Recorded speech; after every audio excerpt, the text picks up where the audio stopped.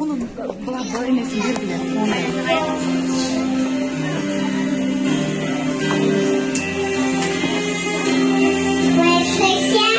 Я люблю мамочку мою, папу, брата и сестренку, всю мою семью. Каждый день я стою и песенку пою за самое лучшее мамочку мою.